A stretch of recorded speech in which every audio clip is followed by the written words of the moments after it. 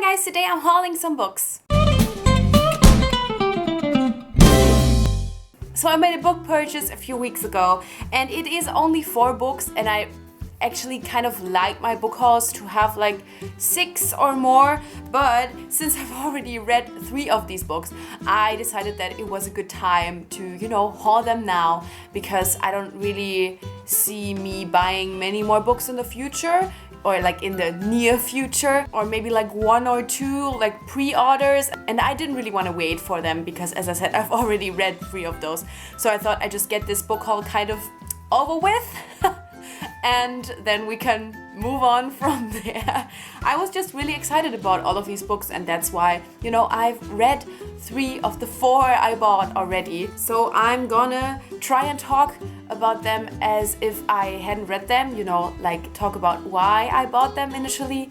And then you can check out my September wrap-up for 2 of these, and then I will mention the other one in my October wrap-up, and who knows, by the time my October wrap-up goes up, I might have read the 4th one as well. But let's just get into it. So the first book I have is Run by Cody Keplinger. This is a YA contemporary about 2 girls that are best friends and kind of how they got to know each other, and then them kind of going on a road trip. And this is one of the books I have already read, but I'm not gonna really talk about it. I can only say that I absolutely loved it. I initially bought this book because, honestly, I don't really know. I think that I saw it somewhere, and I saw Cody Keplinger, and I really loved The Duff by Cody Keplinger, so I was definitely interested in it. But then again, it's YA contemporary, so not really something I normally, look out for.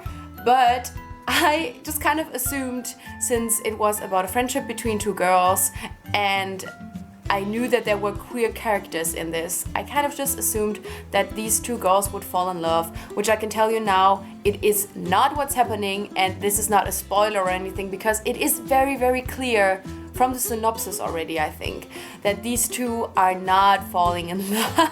So I'm still glad that this fact introduced me to this book and made me interested in it, because, as I said, I still ended up loving it, and there is a queer character in this book. I'm not gonna go into detail because I know some people don't like that, but if you're looking for a book with a queer character, there is a queer character in this that has pretty big role. I just think it is a really great YA contemporary about a friendship, and I just overall really think Cody Keplinger is a great author. It is a very diverse read. There is a blind girl and a queer character, as I said, but yeah, definitely recommend it if you're looking for a YA contemporary about a female friendship, because I think it was very, very well done and very realistic. Then I have A Monster Calls by Patrick Ness, and I have been wanting to read this for so long. I think this has been on my wish list, and I'm sorry, I do not know what my hair is doing. This is this kind of curl here. This is nothing that I did to it. This is just what happened.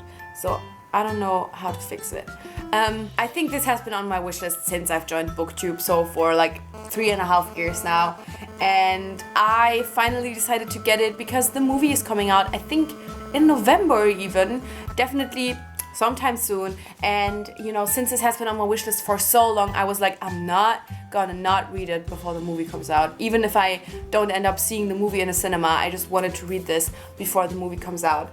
And quite honestly, I did not know much about it. I don't know where my initial excitement about this book came from, but I just always kind of had this at the back of my mind. I always knew this is something that you almost had to read, like The Book Thief. I feel like this is a modern classic. I never really knew why. I always knew that it was not a creepy horror book. I knew that it was something that had some kind of deeper message that apparently was really, really sad.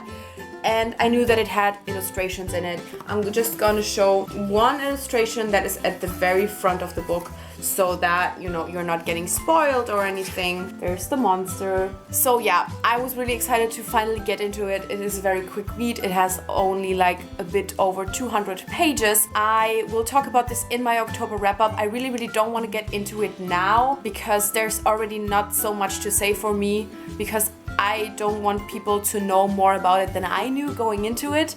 So, I'm not gonna say too much, but look out for my October wrap-up if you're interested in what I thought of this book. While I maybe didn't enjoy it as much as other people, this is what I can say, do think that it has a well-deserved position in this kind of, you have to read this book. Yeah, I don't know. I think it's a very, very special book, and I think it will help many people with things.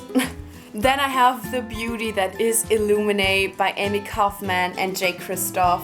And I also already read this, also already talked about this in my September wrap-up. So let's just focus for a second on the beauty of this book. I know that when, everyone got this at BEA, I was just so intrigued because this design is just so crazy. And I think everyone has probably, everyone has already read this, but everyone has probably already seen this. But still, I just kind of want to show this again because I just feel like it's so cool, and it is a really amazing, crazy, great book. This really blew me away. Like, obviously I knew going into it that there would be different formats and that it would kind of tell the story not ever by, being like, and then she did this and then this happened, but that there would be different formats to tell the story. But I definitely did not expect this kind of book and what it did with these different formats. I thought it was truly exceptional. I'm so excited for the sequel, Gemina, which comes out this month. I hope that it can continue to use this format as well. And then finally, the one book that I have not yet read is Paula and Friend by Rachel B. Glaser. I think that's somehow her name. This is another YA contemporary, and I think this one is actually the story that I'm looking for in Run. This is, I don't know much about this because that's kind of how I roll. That's actually kind of why it's almost better for me to do a haul after I've read the books, because then I can actually kind of talk about the synopsis. I know this is about a friendship between two girls, and I do think these are falling in love. But honestly, after Run, I don't want to expect too much from it, but I am pretty sure that there are also queer characters in this. I know that I love the cover, absolutely love the colors, and it's kind of simplistic style. I'm definitely very excited to read this. Another one that has been on my wishlist for kind of a really long time, and I know that I put this into my shopping cart on Amazon for several times. I have been almost buying this book for basically a year. So I finally have it, and I'm really interested to see where this is going. And this was my, I guess, September book haul. I hope that you enjoyed it. Definitely let me know if you've read any of these books. We can proper talk about these because I've already read 3 of those 4 books. So you can even have a spoilery discussion with me as long as you say spoiler. Whatever you want to say about these books. And thank you so much for watching. I guess I'll see you soon.